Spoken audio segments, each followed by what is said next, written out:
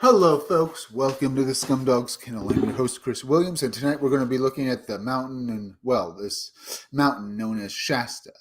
Hello, folks. Welcome to the Scumdogs Kennel. It's a California mountain and very thin and we're going to get into it in a moment. But first, let me go off and show off some artwork from my own upcoming graphic novel, Scumdogs, okay? Let me go over here, and we'll get right into it. Here is my extreme 90s cover. This cover I did to harken back to the comic books of the 90s. It looks pretty good, yeah? Now, the name of my graphic novel is Scumdogs. It's a parody comic book. I parodied the cartoons we all know and love when we were growing up. You'll see a lot of characters that remind you of those cartoons when you were watching them.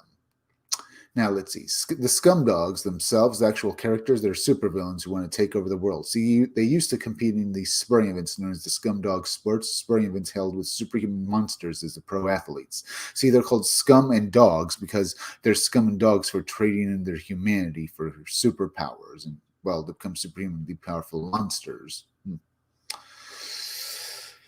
Say they do this either through science or through some more esoteric means, and they become superhumanly powerful monsters. They're scum dogs for it because, they're not exactly, which makes them pretty much not the nicest guys around.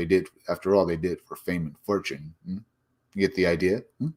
But what happens when they get banned from sports and stuff? Well, what happens is the scum dogs decide to take over the universe. It's just a little idea there, and basically, like a cartoon, you get the idea. Now, the Scumdogs are led by, they're led by Death Mug, the purple guy with the metal mask over here, who's fighting his archenemy in the Space Force's Buick Starpoon, the guy with the pink pompadour hair.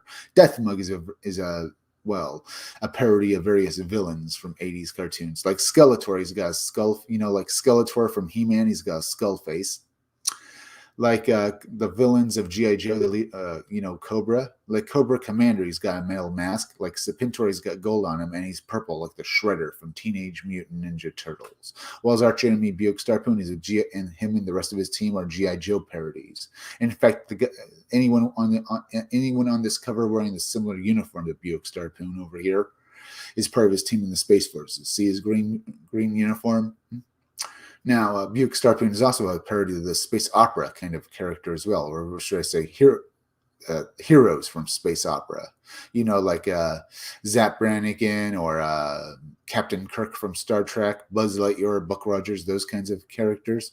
He's also a parody of them. See, Buick Starpoon is a no-nonsense, he's a nonsense military guy. He always thinks he's right, even though he's doing wrong. He never admits he's wrong, and he keeps screwing up. So you're going to have fun with him. Now, the rest of his team in the Space Forces are on this cover as well. Over here, this guy with the mohawk, his name is Roadhog. His military specialty, because they're G.I. Joe, they're all making fun of G.I. Joe, is that he's an army guy. He was part of the army, then now he's doing this. Now we have this bald guy with the gun over here. His name is Beach Pounder. His military specialty is that he's a Marine, just another Marine. This is what and stuff like that. Then we have this guy back here in the red uniform driving his vehicle. His name is Blast Tank. He's a heavy vehicle specialist, a tanker. He basically does that. That's his specialty. Now, this cover is one of 3 different variant covers you'll be able to back when my Indiegogo goes live. So you have that to look forward to too. Now, let's move on to some more artwork. Here's another character you'll get to know, Girl Friday. She's another member of the Wild Rangers. That's the name of Buick Starpoon's team in the Space Forces. She was assigned to work directly under Buick Starpoon as his second in command because while the Wild Rangers fit the Scumdogs and save the universe, they're just morons who destroy stuff while trying to save it. So to head off criticism, superiors in the Space Forces assigned Girl Friday as his second in command. She's there basically to drive and direct him to do the right thing, but she hates him because she hates their job is basically, she hates their job is her career in the military is basically over because her job is basically being a babysitter. That's Girl Friday. By the way, folks, hit that like button for me. It helps me fight the algorithm so more people can see my content. The more people that see my content means my graphic novel Scumdogs will be out on Indiegogo all the sooner. Well, I work on my book every day and stuff, and when it's up on Indiegogo, go back it. You'll enjoy it. Hit that bell and hit the part of the bell that gives you all future notifications. And remember, folks, also please go share this video on Twitter and Facebook. Here we have Deathmug's henchmen, because in all 80s cartoons, the main villain of the cartoon would have henchmen, and they'd be total idiots. These are my idiots. The pink guy down here is Sloppy, and the blue guy with the top hat up here is Murdermouth. They're a couple of morons that can't do anything right, and they're just awesome as hell. They destroy everything they touch, and, well, you're just going to love them. They're a parody of every henchman from an 80s cartoon. Here we have Hair Metal Doctor. Hair Metal Doctor is a parody of Dr. Mindbender from G.I. Joe, Mad Scientist. But my Mad Scientist is crossed over with a hair metal musician, and he's the guy who thinks of all the machines the scumdogs use to try and take over the universe. He's Hair Metal Doctor. And here we have Miss Rusty Melons. Miss Rusty Melons is a parody of the Baroness from G.I. Joe. But unlike the Baroness, she only became a villain for fun. She's only doing this for fun. She's only doing this to have fun. Now, the Hair Metal Doctor pinup and the Miss Rusty Melons pinup will be included with other pinups in my graphic novel when you back it. But I will also get these pinups out to you from Crypto Fashion on T-shirts. Well, on T-shirts from Crypto Fashion as soon as I can do it. So look forward to those as well. And by the way, folks, remember, this video will be up on Twitter on my page and stuff like that, because YouTube tends to basically bury my videos. So if you want to watch this video again, it'll be at the top of it, on the top of it'll be the pinned link on the top of my page. So go to well, at 777 MegaChris1 if you want to see this video again. But also it'll be up on my YouTube page tomorrow. So up on YouTube tomorrow. So if it's not, go and check out my videos on read comics that are bad for you. Okay, all right. Let's we looked at this. Let's go look at some Indiegogos real quick before we do anything else. Let me also see over here. Anyone watching us? Ooh, 2 likes, not too bad. Let's go to Indiegogo real quick. Let's see about this. Knife Hand Blind Spot has made 68,675. Has it moved up any? Let's refresh. Let's see, 68,005. The Blue Bombshell has made 31,340. It's now funding through in demand. Ethan Scaver's new project has made 105,676. Not doing too bad there either. Earthbound Part 2 is still funding in demand. It's made 67,690. John Mayland's new book, The Romulus Saga, well, has made 133,771 with 15 days left. Let's go down here. Let's see about Knife Hand, huh? A Knife Hand has made 68,870. Yeah, I think it's gone up a bit. This book is the new Jawbreakers book from Richard Meyer. You know, Richard Meyer, our boy Zach. It looks like a good book. Let's see. Knife Hand must rescue the Jawbreakers from the death trap inside a Flume Castle. You can back this book for $25, but you can also get Ninja's 2-pack. Get Rock and Roll Ninja plus Knife Hand for $50, or you can get the Jawbreakers 4-pack, which is $100, and get 4 Jawbreakers books, all looking very good. Here's what's happening. Oh, by the way, the Knife Hand story is only 22 pages long, but there's a backup story called Garrison that makes the book 48 pages long. So you're getting 2 stories in this book. Garrison is basically what would happen if G.I. Joe and Cobra had to team up to save their teammates from another terrorist organization. It looks like a good-looking book, and yeah, it looks great. Knife Hand is a mutant ninja with the ability to generate energy blades from his hands and cut through anything. As a boy, he was kidnapped and held for ransom. His wealthy father refused to pay the kidnappers, so they sold him to a ninja clan. After years of brutal training, he had the power of the Knife Hand. He went AWOL, searching for his father to get revenge, but the ninja clan never stopped hunting for him. So he joined the Jawbreakers in order to use them as a gang to protect him. His disdain for his teammates is unknown to them, but as much as he hates them, he needs them. So when the rest of the team is kidnapped, it's up to Knife Hand to rescue them. Looks like a good-looking book. Knife Hand looks awesome. And the artwork in it looks like Metal Gear Solid. This is based on various comics from the 80s and they look good and stuff like that. It was based on what happened to various characters that happened in cartoons, but this is also based on Metal Gear Solid and stuff. And the artwork looks awesome. Look at that artwork. Yeah, you can see artwork for Metal Gear Solid here, and it really looks like it. Yeah, this book looks beautiful. Let's see. Here's artwork for Garrison, and it looks good too. And in fact, the artwork, the layout pages for this book look just as good.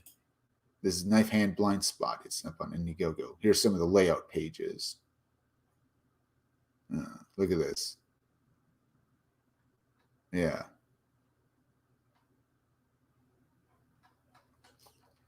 Here's Garrison. It looks good.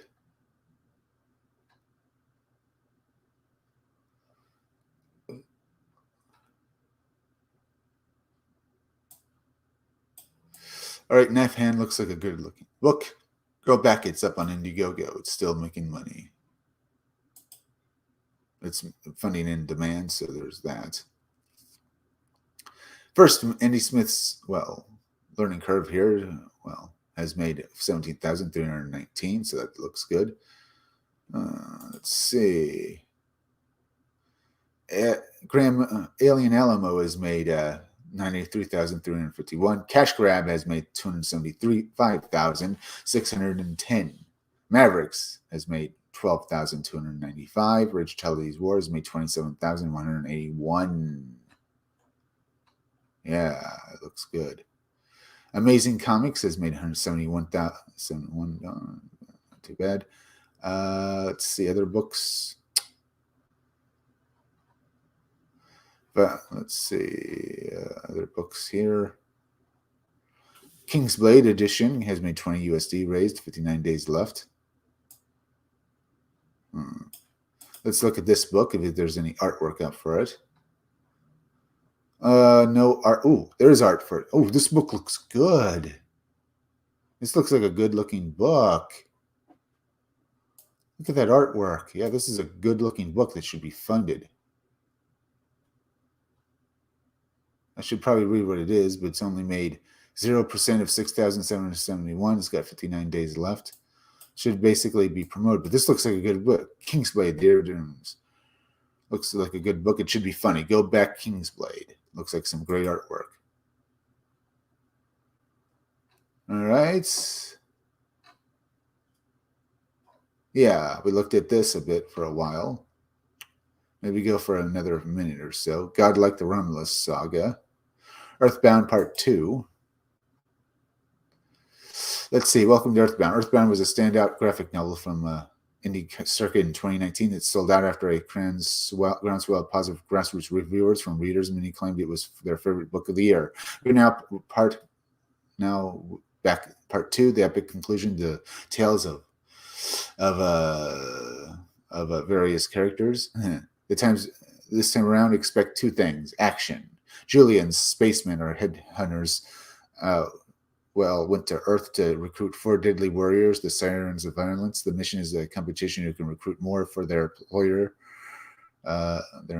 Should the competition end, the 13th sponsor in a tie, the 5th target has been declared, and an estranged teammate of Julian Spaceman's Whiz Kid. Now, Part 2, the mission moves unwillingly towards a clash with the Sirens. The only way that you can survive against a Siren is if you have another Siren right there to protect you. Recruitment technology of the R-type special weapon gives a spaceman, Julian, by the 13th sponsor becomes especially imperative. Part 2 will completely wrap up this arc. And the artwork in this book looks pretty good for this story. Yeah. I like what I'm seeing here.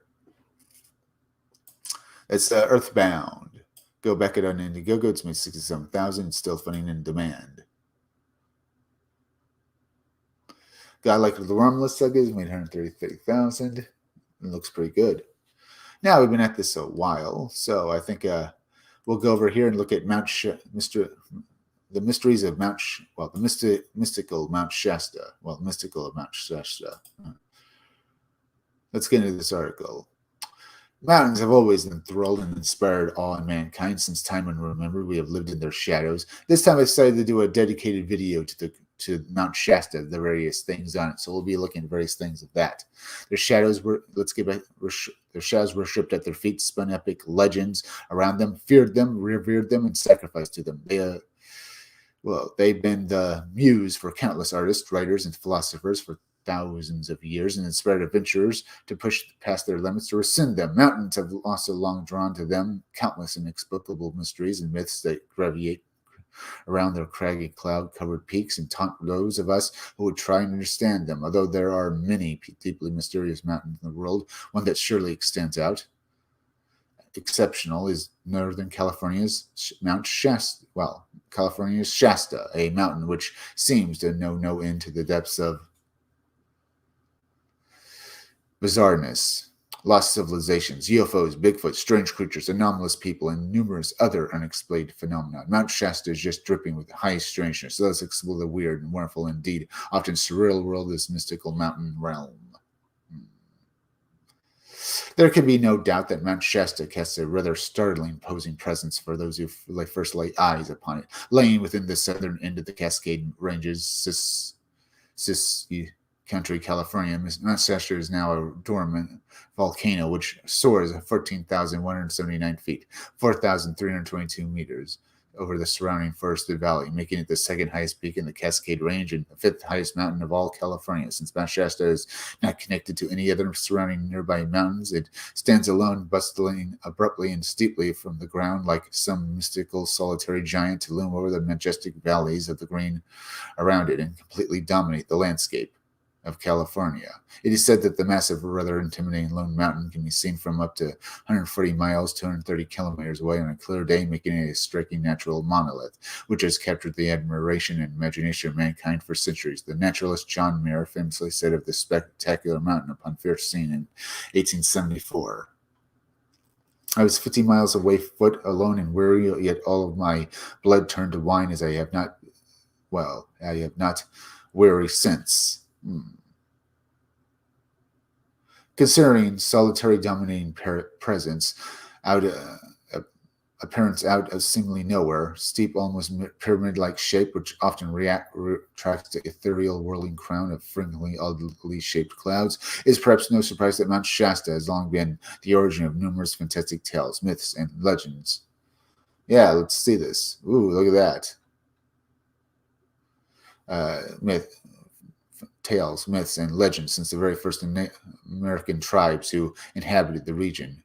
The Wintu, Akamara, and Asawara tribes all have, once inhabited the area. Within the share of Mount Shasta, and all considered the looming mountain to be a deeply sacred place which was considered too powerful for humans to actually live on, which spawned various legends from each tribe. Native Modocs, for instance, believed the mountain was inhabited by the great spirit Skill, was the spirit of the above world, and had created the mountain as a stepping stone from heaven, where he dwelled at the summit overlooking his domain far below. Skill was said to have frequent epic battles with his enemy Lao, the spirit of the below world and darkness, who inhabited Mount Mizuma in Oregon.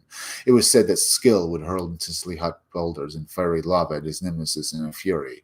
It could be people have said this could actually happen, not that they're gods, but they're aliens or in conflict with each other, and that this ultimately led to the eruption of Mount Mizuma, which subsequently formed the volcanic basin of Crater Lake, a place that became the tribes as the domain of all evil. Well, in the Crater Lake has bizarre things happening, and we might look at that again.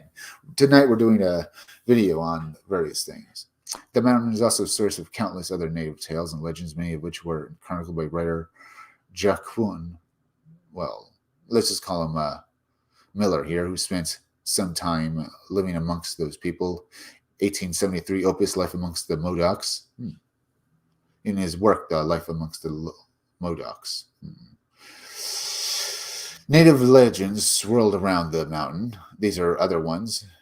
Native legends swirled around the mountain for generations. It was once believed that to go up the mountain past the tree line was to invite doom, as Thurn was the realm of the dead, the shaman, the damned, and mystical race of the evil dwarves by the Wintu tribe, who frightened the Windu tribe, or you get the Windu tribe. They said by the Windu tribe, Mount Shasta was also said to be prowled by numerous spirits and magical beings, not all of them particularly benevolent. It was also purported particularly benevolent, and was also the purported location of portals to other realms of existence. Curiously, many of the tribes have stories which speak of encountering a tribe of people they called the Shasta people, who were described as being shorter and darker than their Native Americans, and who had inhabited the region since long before their arrival. Legends say that these Shasta people were ruled by a great king who had brought a small group of his people from a mysterious land that existed far out over the Western Ocean, and that they had chosen this locale because the mountain's snowy peak reminded them of their home. When the Native American tribes came, it is said that the Shasta people were eventually driven out and went off to try and seek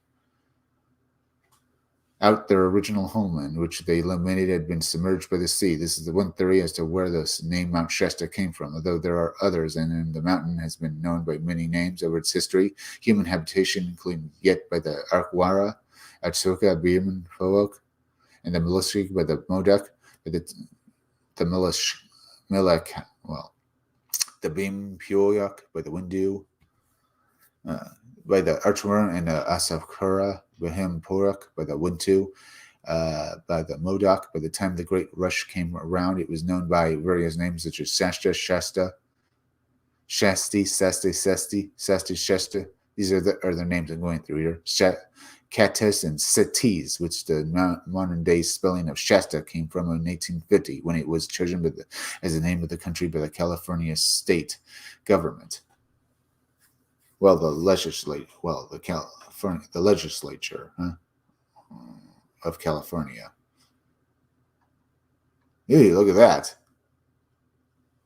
Ew, wow, look at that weird thing. It is weird looking, huh? When they say weird up there, they say weird up when it happens. Weird things happen there. Legends, myths, and strange tales of the unknown, primarily Mount Shasta, are certainly not confined to the old Native American lore. And right up into modern day, the majestic peak has been steeped in stories of all manner of high strangeness, so much so that it is hard to decide where to even begin. Perhaps the most endearing, well-known, indeed most bizarre of these, is the mountain harbors an ancient secret city inhabited by the descendants of the Lemurians, which are the supposedly highly technologically advanced people who are said to have been the first humans on Earth and lived on a lost, sunken continent known as Lemuria. This was coined in the 19th century to denote a hypothetical sunken continent that once bridged the Indian Ocean, and was so named because it was speculated that it was through this mysterious continent that the lemurs had migrated from Madagascar to India. The story goes that as the continent sank due to some unspecified cataclysmic event, which some circles say was the very same that sank the more well-known Atlantis, and their civilization lay in ruin, a number of Lemurians escaped to Mount Shasta to establish the city of Telos, somewhere under the mountain, and where they recreated their great society and purportedly continue to live to this day. Okay, interesting. Let's go look at some more pictures of Mount Shasta, huh? Real quick, huh? Oh, by the way, have you guys hit that like button for me? If you have not, please do so. It really helps me fight the algorithm, okay? So the more people that see, basically hit that like button means they see my content, and means my graphic novel Scumdogs comes out all the sooner. As well as, please go remember that on my Twitter page at 77megachris1, you can watch this video again, because YouTube tends to basically suppress my videos. So if you want to watch it again, go to my Twitter page. It'll be up on YouTube tomorrow. That's if you get the idea. Also, please go ahead and hit that bell. Hit the part of the bell that gives you all future notifications, and please go share this video out to Twitter, Facebook, and Gab. Now let's go look at some pictures of Mount Shasta real quick.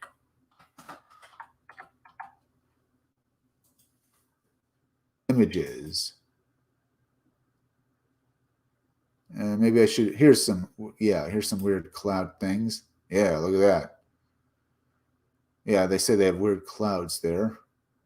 Come on. Maybe we should.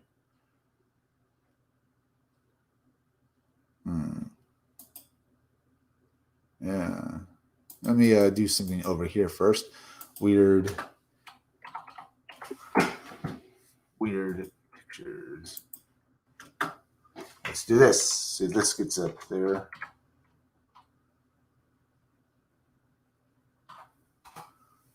Let's do this. Image. Here's one. Is that a real picture? Maybe. All right. You see another image like that. See this one?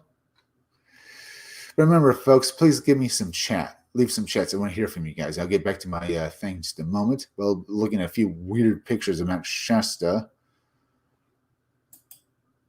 Here's an interesting weird picture.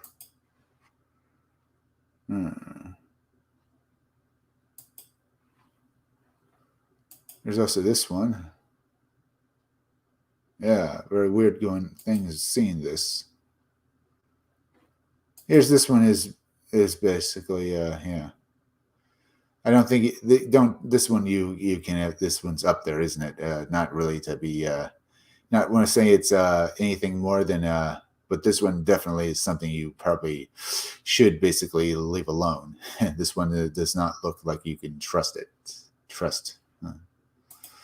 But others look definitely very strange. Yeah, look at that.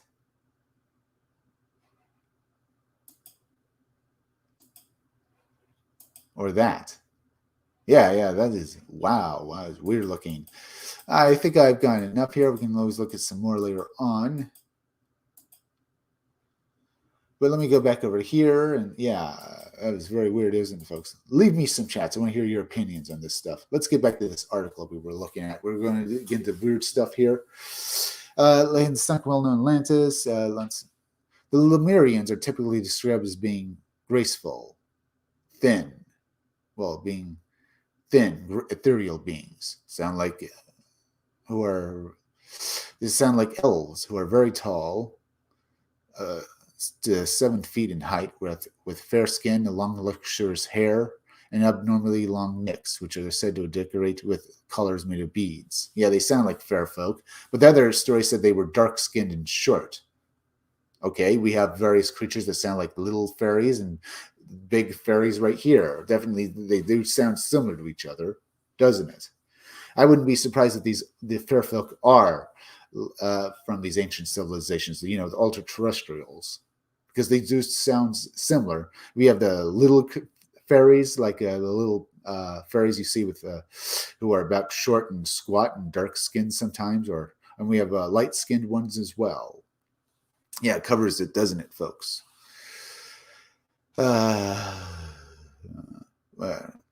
Made of, yeah, they have color. They made of what the necklaces, the things they wear around their necks, made of beads, gold, or precious stones. Strange beings are usually clad in strange beings are usually clad in flowing white robes and sandals, although they are sometimes said to wear tunics or even walk about nude. They are also said to have mastered various advanced technologies such as atomic energy, magnetism.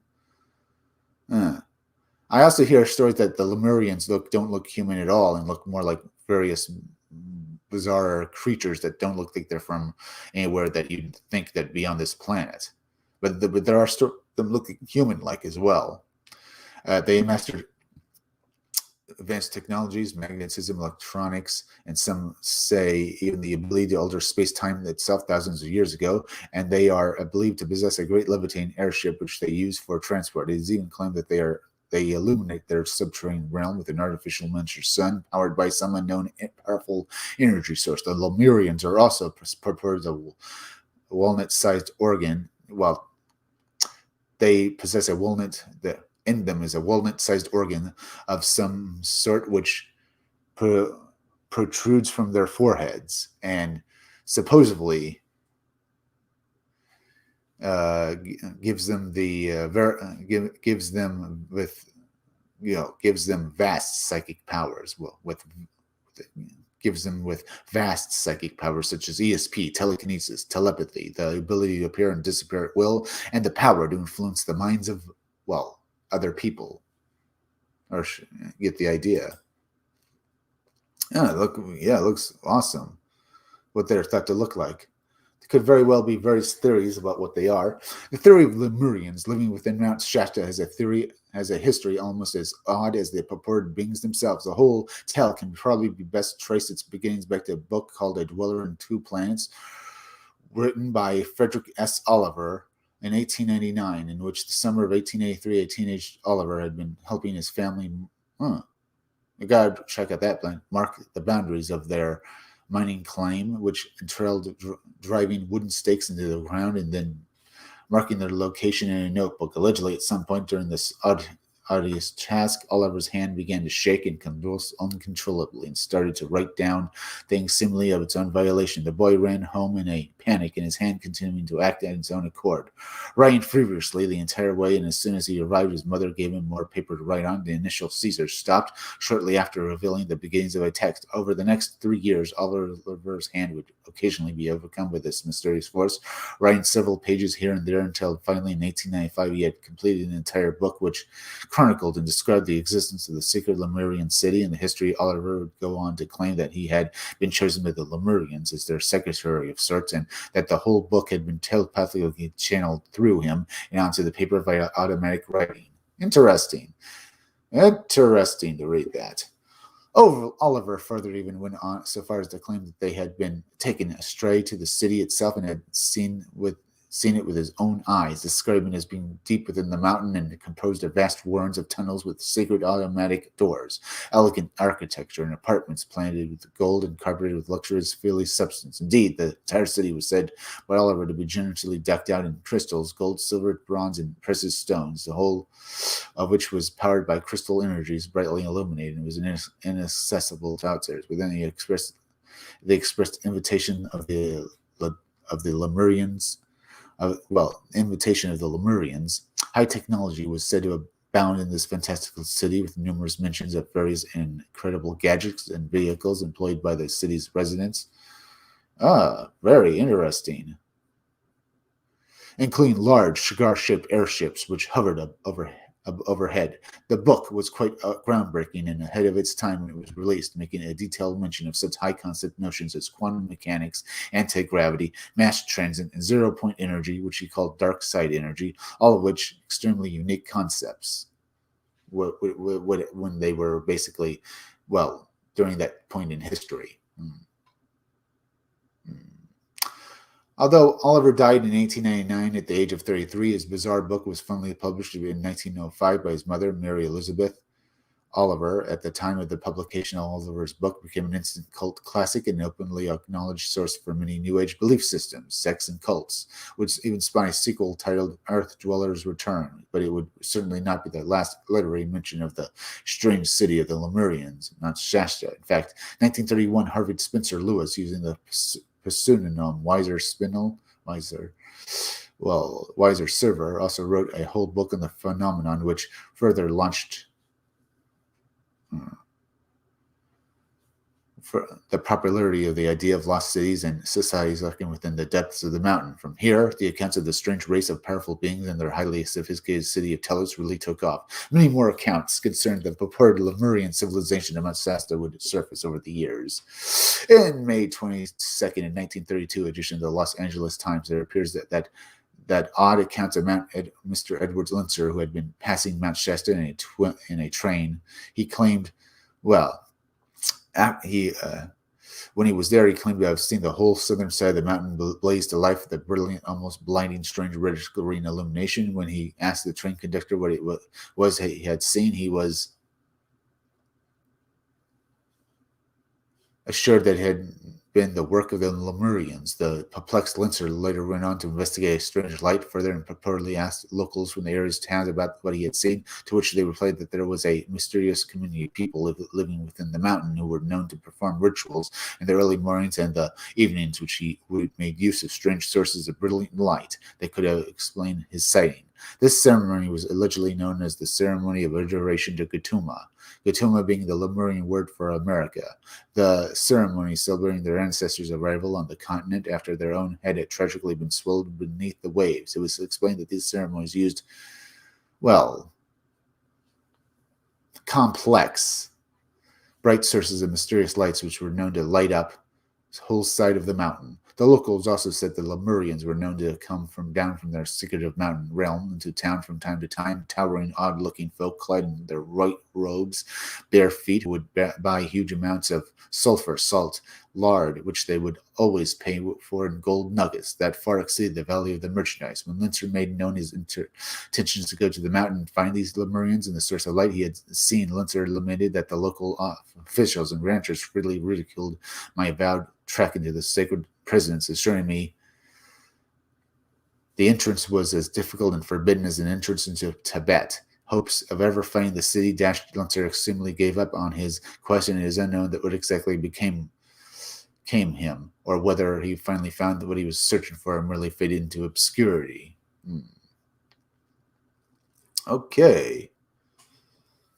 In the June 27th, 1940 edition of Mount Shasta Herald, William Bridge Cook wrote of a Professor Edward L. Larkin of the Mountain Low Observatory, who claimed to have observed the mystical city at great length. Though his telescope on several occasions, Larkin had allegedly discovered the city by accident, and he was celebrating his telescope and spied something shine anomalously on the mountain. Finding this to be a peculiar, he then focused on the object and found it to be an enormous Oriental temple, which he described as a marvelous creation, a marvelous building of carved marble and onyx, reveling in an architectural splendor. Magnificent temples of Larkin, of various other countries, would go on to claim that Bianca Zombie. Hello! Yeah, dude, Bianca Zombie. Welcome to the Scumdog's Kennel. Tonight we're talking about Mount Shasta and the various things I've seen there. So we'll be having some fun. I've got well into this video, so feel free to leave me a few chats. I'd love to hear from you guys. Guys, remember that, okay? By the way, folks, please go and remember to, please hit that like button, will you, folks? It helps me fight the algorithm, and the more people that hit that like button means will see my content, and that means my graphic novel Scumdogs comes out all the sooner. As well as, please go and hit that bell and hit the part of the bell that gives you all future notifications. And please go share this video out on Twitter, Facebook, and Gab. Let's get back to this article. We go on to claim we have seen temples on the mountainside, as well as including ones of the apparent Greek style, magnificent shining white marble columns. In addition to mentioning the upland architecture, Larkin also claimed that the vicinity of the temples would often be beset by mysterious bright lights, evening hours, and claimed that the temples and lights were from the descendants of the Lemurian people. Instead of these lights, their display of light far excels our modern electrical achievements, and for one consumed with a curiosity to know how these people can produce such amazing light effects. Odd twist, Larkin then apparently became sidetracked by other work and was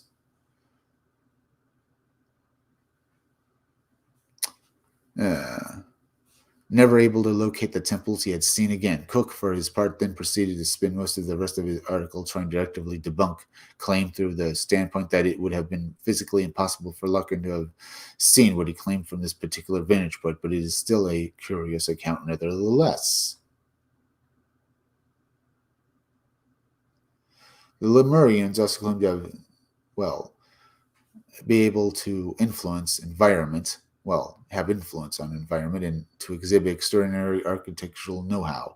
1962 edition of the Australian Flying Saucer Review mentions of an article by Andrew Tom's curious case of a forest fire in 1931, which ravaged about much of the mountain, yet was kept from advancing by the appearance of a mysterious fog, which halted the blaze in its tracks. The aftermath of the fire, it was purported to discover that there was a perfectly clear and curved demarcation zone remaining between the charred earth and the undamaged areas. It was said by locals that this was the work of the Lemurians protecting their domain through some unknown technological wizardry. As well as it is said that their city and structures are impervious to the effects of the many earthquakes that ravaged the region, such as their architectural skill and perhaps even due to their alleged ability to control the earth. All of the earth they are on. Or just all of Earth. These Lemurian people and their strange devices have long been seen in the area right up to the present, with sightings and accounts too numerous to list here. Typically, they are seen walking along roads or even city streets of towns on Mount Shasta, only to suddenly disappear as if they were never there at all. Presumably due to their psychic abilities and uncanny expert knack for blending into their surroundings. Often they are only glimpsed from their periphery vision and elude in efforts to spot them straight on. They are somewhere known to appear to help farmers who have fallen on hard times, using some sort of advanced archaeological techniques that revive the soil. If by magic, it was if by magic. One account tells of a Lemurian woman who emerged from the forest in full view of a group of people who proceeded to lie down in the frigid water of Panther Springs for a full 5 minutes before suddenly getting back up and walking back into the wilderness from whence she had come, all the while dripping wet from the freezing water. There are also numerous sightings of a strange boat is said to sail far as the Aleutian Islands and will approach shore to suddenly hover in the air and make its way to Mount Shasta. One odd account even mentions a visit to San Francisco, but a white-robed patriarch said to represent the Lemurian community, who was joined by a network of younger men and actually supposedly met with the city officials to bring a message of greetings and goodwill during World War I.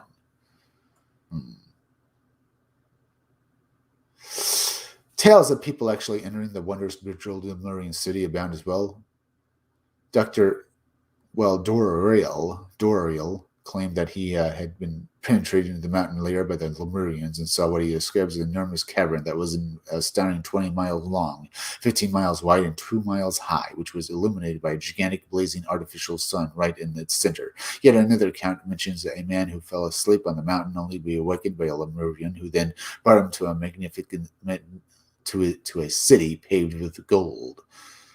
One of the stranger stories of finding an underground city within Mount Shasta comes from the 1904 story, which was first appeared in the 1934 edition of Stockton's record concerning J.C. Brown, a British prospector, had come to the mountain with the Lord Carteret Mining Company to prospect for gold. During this expedition, Brown allegedly stumbled across a tunnel in the hillsides, which was led down to the darkness below the mountain.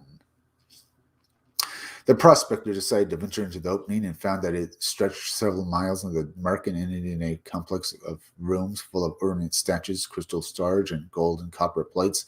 There was also purportedly an enigmatic and decorated burial chamber containing at least 27 mummies that were described as being between 6 to 10 feet in height, several of which were wrapped in some sort of ornamental robes. The discovery was touted by Brown being one of the most exciting archaeological finds of the century, and eventually an expedition led by John here, comprised of 80 members, was brought together to further explore the tunnel based on these claims. However, on June 19th, 1934, the day of the exploration was set to set out from Stockton, California. J.C. Brown did not show up, and in fact, he was never seen again. It is a remarkable story, to be sure, but seems highly suspicious since the find was made allegedly in 1904, yet the story was not made public until 1934. What happened to the intervening 3 decades? Although more modern explorers from time to time claim to have found J.C. Brown's mysterious underground complex, its location, indeed whether it has ever really existed at all, remains a total mystery.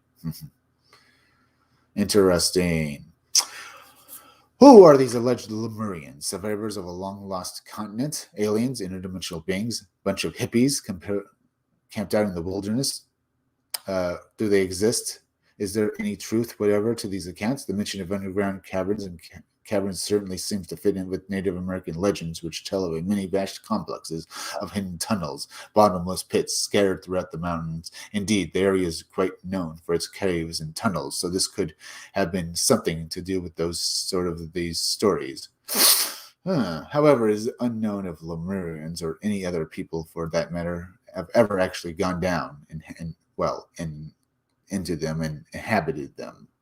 Although the Lemurians of Mount Shasta are generally seen to be benevolent, non-violent, the same cannot be said of the truly outlandish tale of what was known as the Duros, a short, basically it's basically a name for for degenerate robots, which were said to be Lemurian robots, which had gone insane and become malevolent machines bent on murder, mayhem, and destruction. The Deros tale was popularized in 1940 by Richard Shriver, who believed them to be the source of all mankind's woes. As completely absurd as this may all sound, yeah, but there are a lot of people who say this is real because basically Shriver didn't just basically was trying to basically say he had a science fiction story here he wrote. He basically felt and basically experienced this from dreams or basically hearing them from underground somehow. Maybe.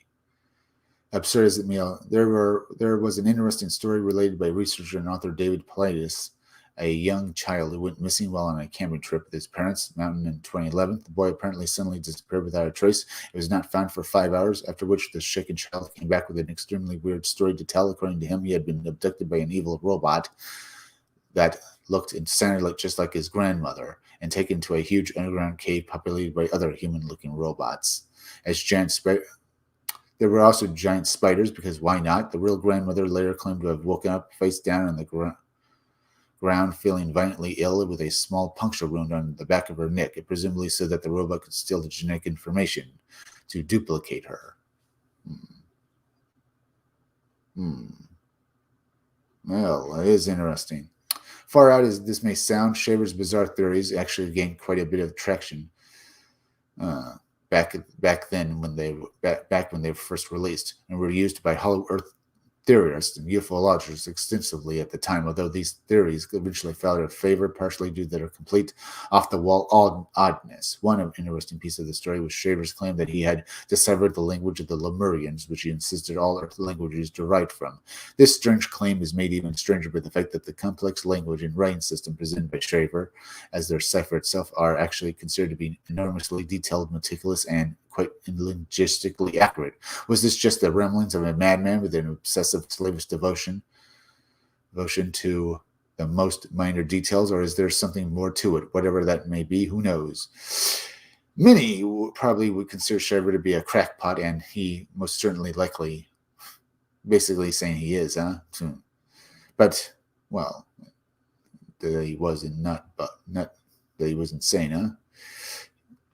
He was not the only one who might be characterized as such. Indeed, Mount Shasta seems to have a haven for mysterious, indeed some could say slightly off-kilter people. 1930, an American mining engineer named of Guy Ballard, came to Mount Shasta. While out hiking one day, claimed to have come across a man in the woods who identified himself as none other than Saint Germain. Who said he was Saint Germain, a European guy who said to be immortal.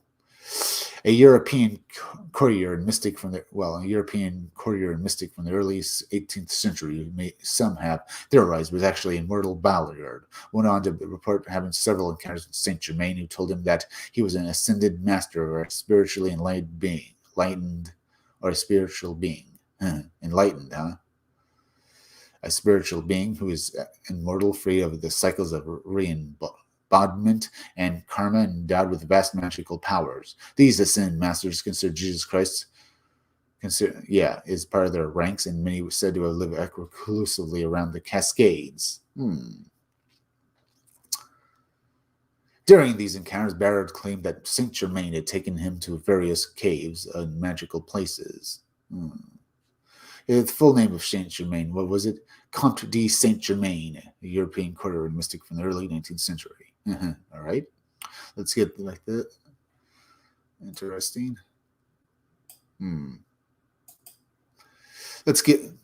During these encounters, Ballard claimed that, let's get back to this article, I should say. During these encounters, Ballard claimed that Saint Germain had taken him to various caves and magical places upon the mountain to teach him the way towards enlightenment. Ballard. Yeah, the full name of the guy was, what was his full name again? Guy Warren Ballard. Ballard here said that he met Comte de Saint Germain, a European courier and mystic. Just wanted to make sure I got that. Let's get back to this. During these encounters, Ballard claimed that Saint Germain had taken him to various caves and magical places upon the mountain to teach him the way towards enlightenment. Ballard would later on go on to write extensively of his alleged meetings with this mysterious figure in a bunch of books called unveiled mysteries and the magic presence. Indeed, under that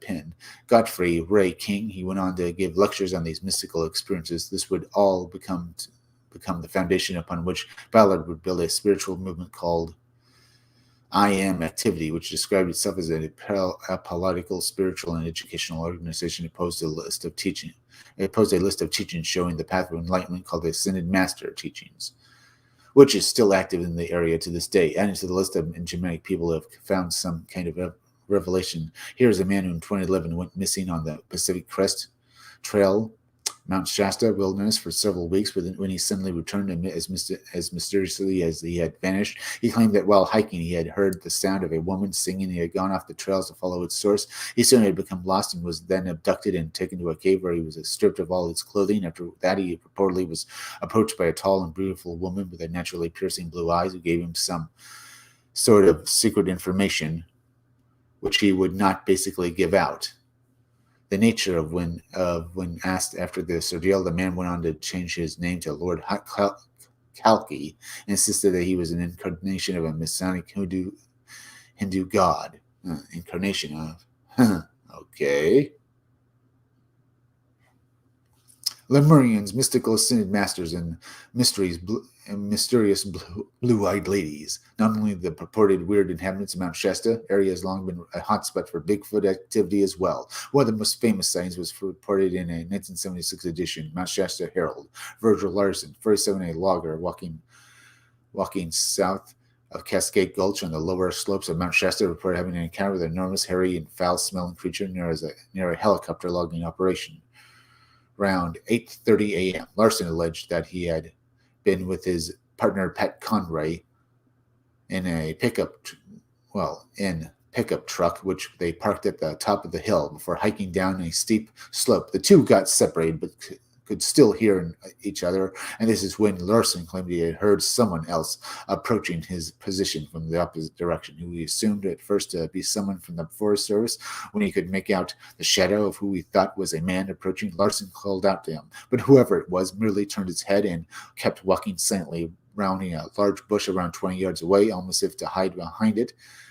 When the guy who was a logger called out, when the logger called out a second time, the figure reared up over the bush, and it became very clear that this was no human being. The creature was described as being covered with black and gnarled matted hair, which was longer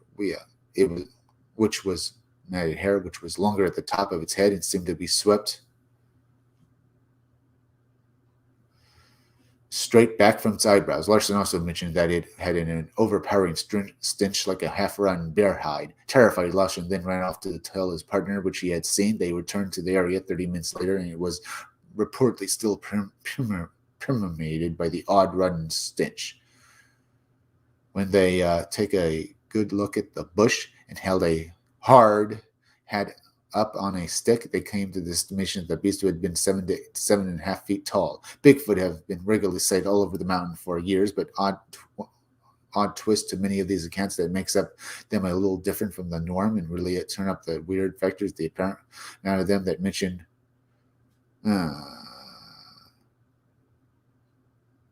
the decidedly eerie paranormal angle of Manchester Bigfoot have been variously described as materializing out of thin air. Interesting. And vanishing just as suddenly, levitating, passing through solid objects, and even Bigfoot's not the only creature that they've been seeing here. There have been other cryptids as well, like Bat Squatch and other creatures. So let me go over here for a moment. Bat Squatch, Arhote, Marchinguma, maybe even Sheep Squatch, or maybe or maybe just Sasquatch. You get the idea. Let's get back to this. Many of these accounts that make up them a little different from the norm. Yeah, let's get back to this article and make them a little different from the norm. Is the amount of them described as suddenly levitating and even entering and exiting spacecraft, making these reports a little more head-scratching than the more traditional Bigfoot sightings, which seem to typically describe flesh and blood animals. Sorry, I got lost. Sorry, but I was trying to get back to where I was. Are phantoms, ghosts, interdimensional travelers? Are these phantoms, ghosts, interdimensional travelers? Aliens are just figments of the imagination. It's hard to say, but there are certainly a lot of people who claim to have seen them at Mount Shasta area. How much more of this do we have yet? Oh, not that much more. Yeah. Another phenomenon, Shasta, is the intense UFO activity reported on the mountain. Dancing lights, mysterious flashes, auras, metallic craft, glowing objects, luminous cigar-shaped objects, jellyfish-like crafts, silent silver airships, and fleets of lights making bizarre maneuvers have all been reported here since long before electricity was even a thing. Some people have even put forth the theory that these UFOs have some connection to the Lemurian civilization, purported to live within the mountain, and claimed somewhat supported by signs of UFOs disappearing into the clouds that often shroud Mount Shasta summit, or even right up into the mountain itself. One interesting such sighting was made in 1956 by a resident named David Wilson, who observed the formation of 14 mysterious lights near the mountain for some time before one of these lights suddenly broke off, headed towards the mountain itself, descending straight down and right up into the summit, where it was vanished, presumably down in some portal or opening. Whether these are craft used by the alleged Lemurians, some force within Mount Shasta is driving visitors from beyond our world here. There is something coming through the numerous interdimensional portals claim to have dot the mountain. This is all merely some natural phenomenon we have yet to understand. The fact is that something weird is going on, and UFO reports continue to pour in from the area all of the time. The list of high strangers at Mount Shasta goes on. Water here is believed to have certain revitalizing and healing effects, so much so that many come from far and wide with bottles and jugs to collect it. In addition to Bigfoot, forests of the mountain also said to have been inhabited by strange race dwarves as well as fairies. There is also a mysterious group of people called the Yekta, whatever, who are said to be who are said to use sound waves to manipulate, who are said to use sound waves. Sound to manipulate and shape reality. There are supposedly top secret military installations operating deep underground in the bowels of the earth for some inscrutable and quite possibly sinister purpose. Perhaps claim that they are drawn to the mountain by some irresistible force and often arrive without really knowing why they come in the first place. Others have found themselves to be somewhat hopelessly enthralled, mesmerized, or otherwise held emotionally captive by the mountain. The whole mountain is said to be the location of numerous portals to other dimensions, and locations that allow one to shift to the fifth dimension or to transcend time and space. When it comes to the bizarre, you name it, and Mount Shasta probably has it. One enduring belief about the mountain is that it serves as an extremely potent, powerful energy vortex and is crisscrossed with ley lines, which are intersecting paths of energy similar to what is said about Stonehenge. All of this mysterious energy purportedly has a variety of stunning effects, such as revitalizing the spirit, enabling deep meditation, creating feelings of euphoria, causing vision quests, healing the body, bestowing profound spiritual guidance, allowing interdimensional travel or passing into the metaphysical realm, enhancing one's ability to astrally project or even to channel spirits, inspiring creativity among others. And inspiring creativity. Spirits inspiring creativity among others. Is any of this real, or is it just a bunch of hippity-doopity mumbo-jumbo nonsense? Well, no matter what your opinion of these phenomena might be, enough people do believe them, that these supposedly posed energy verses made Mount Shasta a mecca. New Agers, spiritualists, Wiccans, cults, these New Agers, all of these seeking some sort of spiritual revelation, who have flocked to Mount Shasta in droves. In fact, the mountain's main town, with a population of only 3,300, boasts around 100 spiritualist sects and no further than 30 New Age businesses. Within 25% of the tourists who have often passed through coming for spiritual reasons or to reap some benefit from the energy vortex in town. Some visitors can enjoy spiritual healings, vision quests, or shamanic awakenings. Spiritual attunement workshops, purchase crystals with reportedly observed with a variety of powers, or even take spiritual tours of the mountain and its vortices.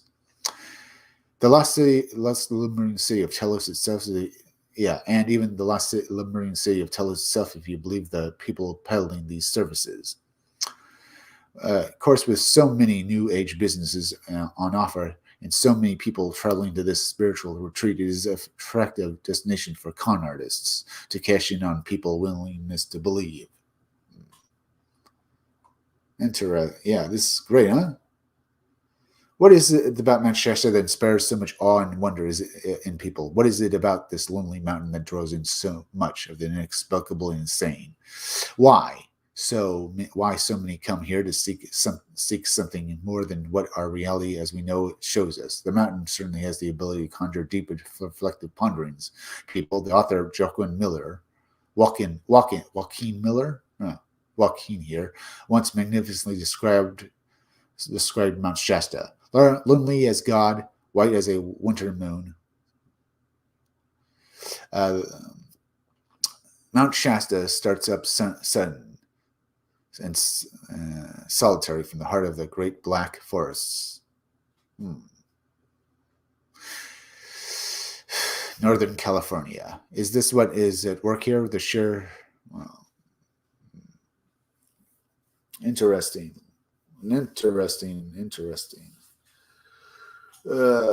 Described Mount Shasta, huh?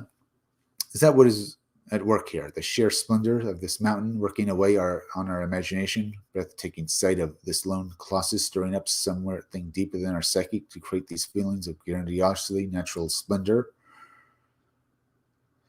Perhaps in the case of the Bizarros reported here, the conviction that such a place could never be confined, the mundane world of a mere mountain composed of craggy rock, earth, and must therefore be something more, are these sentiments or unburied awe that Mount Shasta seems to be able to evoke within us, simply creating great legends, myths, and a legacy of aching desire for there to be something from beyond, or a world at work here that is all such as spiraled out of control, and then come crashing together to congeal into the web of Mount Shasta mysteries? Or is there some truly some unknown force at work here beyond our current ability to explain, although we may never have the answers we seek or see through these impenetrable enigmas? We have plenty of time to search for Mount Shasta will continue to remain as it always has, a forlorn, lonely God surveying its land, its vast domain, perhaps perhaps forever. Perhaps forever, huh? Perhaps forever. Interesting little book here. Gonna have to end my live stream now, coming to the end of it, but hey, this has been one hell of a good live stream. I've enjoyed it. Got some chats, and people hit that like button. So please go and subscribe to my YouTube channel. Read comics. Read comics. They're bad for you. Remember that there is misspelled. It's THERE. Make sure you're still subscribed. Hit that like button because it helps me fight the algorithm, okay? So more people can see my content, and that means my graphic novel Scumdog comes out all the sooner. As well as please leave some comments down below. I love to hear from you guys, and please go share this video out on Twitter and Facebook.